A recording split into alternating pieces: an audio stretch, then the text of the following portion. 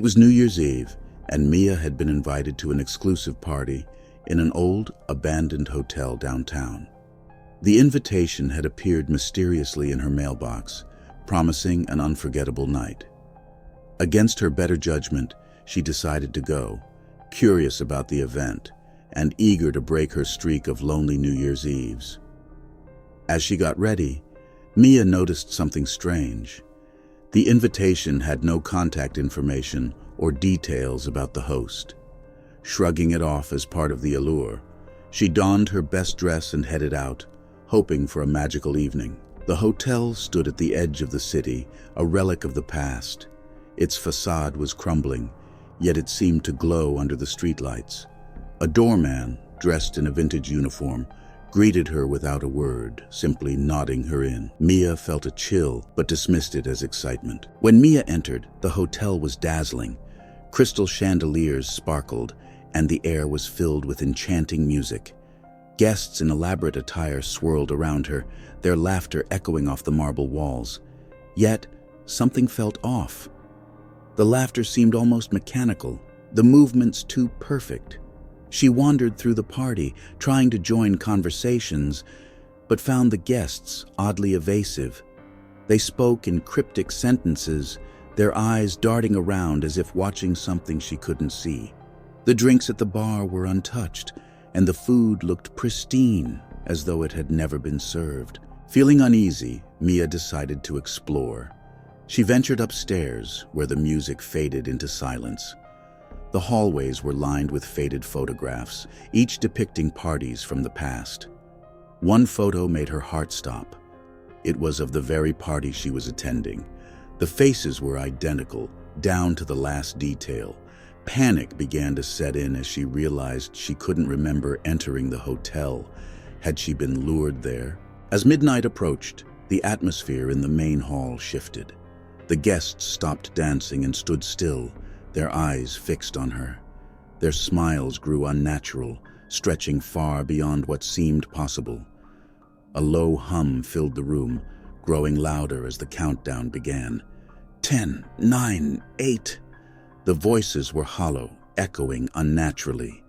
Mia tried to leave, but the grand doors were locked. She pounded on them, but no one seemed to notice. 5, 4. The hum grew deafening, and the room began to blur. The guests' features distorted, their forms flickering like static on a screen. Mia's vision swam as she felt herself being pulled into the void. 3, 2, 1. The clock struck midnight, and the room plunged into darkness. Mia screamed as she felt herself dissolving, her hands slipping through the air as if she were made of mist.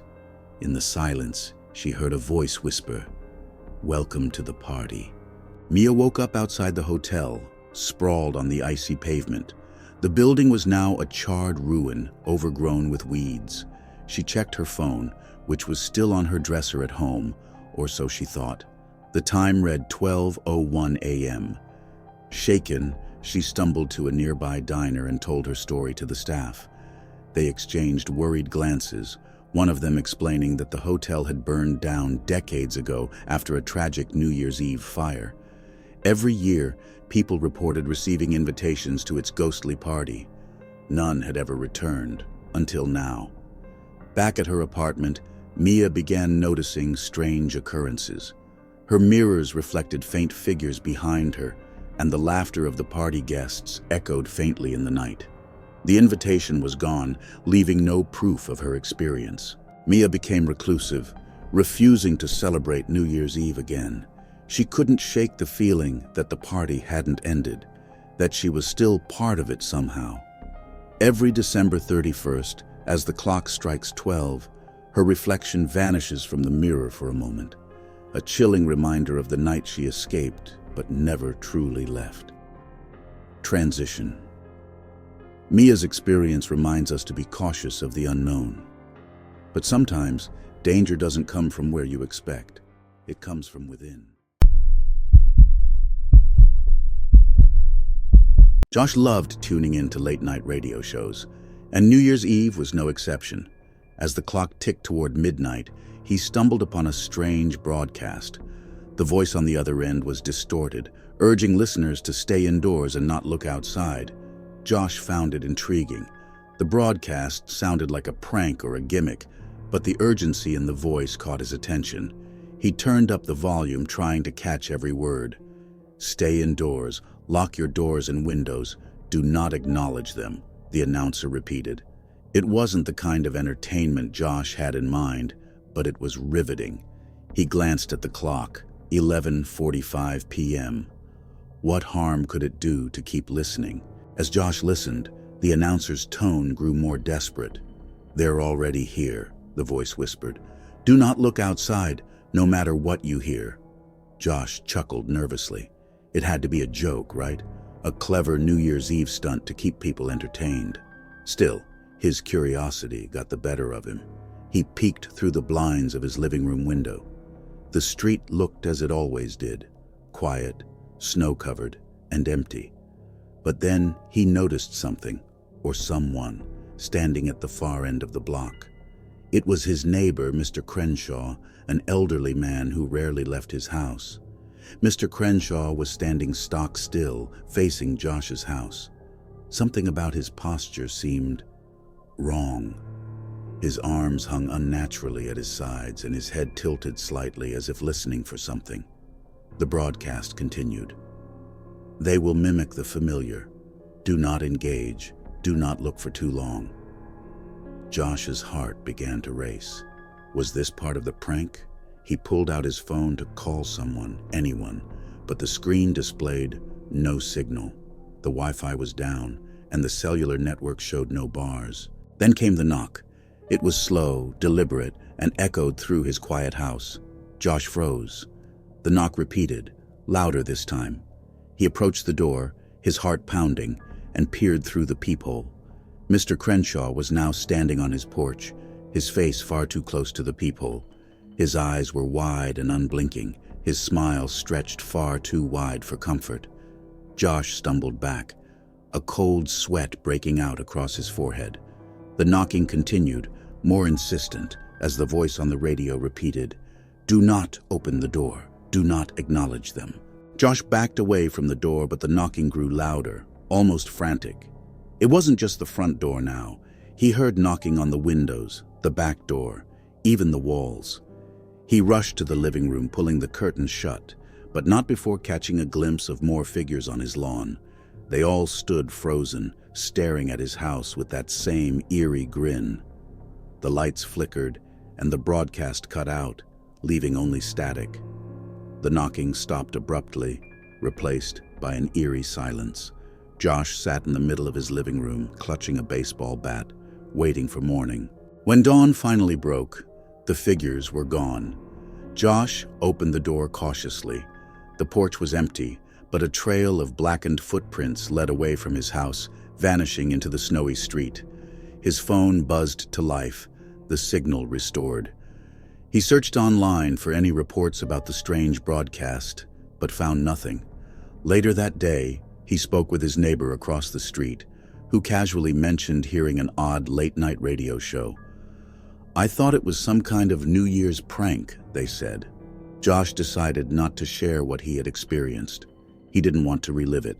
Josh never listened to late-night radio again, haunted by the thought of who or what had been at his door that night. Every New Year's Eve, he ensured he wasn't alone, just in case they came back. Sometimes, what you hear can be just as terrifying as what you see. But what if the fear comes from a place you thought was safe? Emma was celebrating New Year's Eve at a cabin deep in the woods with a small group of friends. They'd rented it for a cozy holiday retreat, away from the noise of the city. The plan was simple: enjoy a hearty dinner, watch the fireworks from the clearing, and welcome the new year with drinks around the fire. The cabin was quaint and charming, nestled in a forest, blanketed by snow. It had no Wi-Fi, just a landline for emergencies, and the nearest neighbor was miles away. It was the perfect getaway, or so they thought.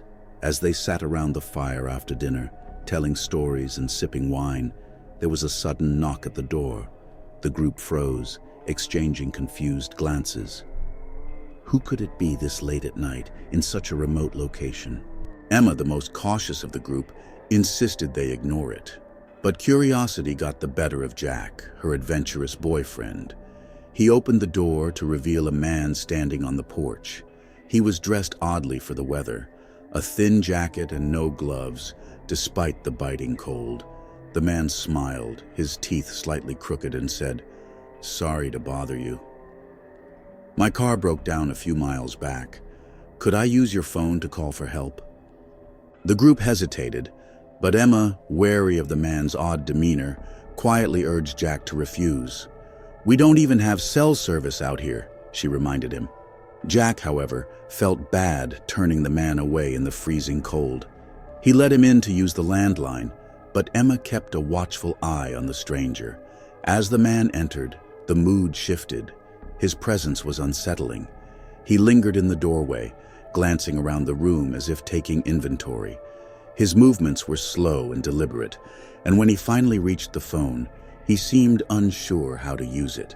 Jack handed the man the receiver, but he dialed aimlessly, his fingers trembling. "Guess I forgot the number," the man muttered, his voice low and shaky. "Mind if I warm up a bit?" Against Emma's protests, Jack invited the man to sit by the fire. The others tried to make small talk, but the man's answers were evasive. He never gave his name or explained where he was coming from. Emma noticed something else. Despite sitting inches from the fire, he didn't seem to feel the heat. The clock struck 11:45, and the group turned their attention to preparing for the midnight countdown.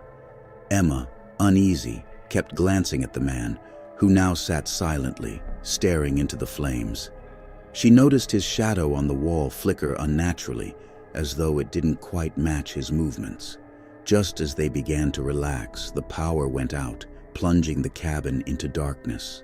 Someone screamed, and in the chaos, Emma fumbled for her flashlight. When she turned it on, the man was gone. The front door was wide open, and snow blew in from the storm outside. "He must have left," Jack said, though he sounded unsure. The group huddled together, uneasy but unwilling to venture out into the cold to search for him. Then came the sound of footsteps on the porch, slow, deliberate, circling the cabin. They heard faint tapping at the windows, as though someone was running their fingers along the glass. Jack grabbed a fire poker, but Emma stopped him. "Don't open the door," she whispered. "Something's wrong. He wasn't normal." The footsteps stopped, replaced by silence. Minutes felt like hours as the group waited, every creak of the cabin heightening their fear. Finally, the power flickered back on. They checked every room, but the man was nowhere to be found. The snow outside was undisturbed, no footprints, no sign anyone had been there at all. The landline, which had worked earlier, was now dead. When Jack tried to test it, static filled the line, followed by faint laughter that made Emma's skin crawl. The group stayed awake until morning, too terrified to sleep. When daylight came, they packed their belongings and left the cabin immediately. On their way out, they stopped at a small diner to report the incident. The waitress, an older woman with a knowing look, listened intently. "That cabin's had some strange stories over the years," she said. "A man froze to death near there decades ago, trying to get help on New Year's Eve. Folks say his spirit still wanders, looking for a warm place to stay." Emma and her friends never returned to the cabin. Every New Year's Eve, Emma finds herself remembering that night, wondering if they had truly helped a stranded soul, or invited something far more sinister into their lives. The unknown often wears a familiar face, but what do you do when the stranger at your door isn't what they seem? Let's move on to our next story.